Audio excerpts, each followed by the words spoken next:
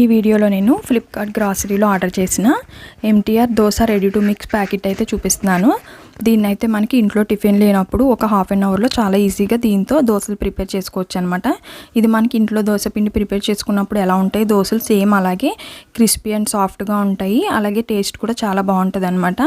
మనం ఇంట్లో వేసుకున్నట్టుగానే ఉంటాయి. పిండి అది చాలా బాగుంటుంది. ఇదైతే నేనైతే అర కేజీ ప్యాకెట్ తీసుకున్నాను. ఇక్కడ ఇది ఎంఆర్పి ప్రైస్ అయితే 125 రూపీస్ ఉందన్నమాట. ఆఫర్లో అయితే నాకు 85 రూపీస్కి వచ్చింది. ఇది మనం చాలా ఈజీగా దోశలు అయితే దీంతో కలిపేసుకుని ప్రిపేర్ చేసుకోవచ్చు అనమాట. ఈ పిండి నేను చూపిస్తుంది ఇప్పుడు అర కేజీ ప్యాకెట్ కదా, దీనికైతే 20 to 25 వరకు దోశలు అయితే వస్తాయి. ఇది మనకి ఎలా ప్రిపేర్ చేసుకోవాలో ఈ పిండి అది కలుపుకుని దీంట్లో వాటర్ అవి ఎంత వేసుకోవాలో ఏంటో కూడా ఇక్కడ మనకంతా డైరెక్షన్స్ ఉన్నాయి. దీన్ని చూసుకుని మనం అయితే దోశ చాలా ఈజీగా ప్రిపేర్ చేసేసుకోవచ్చు.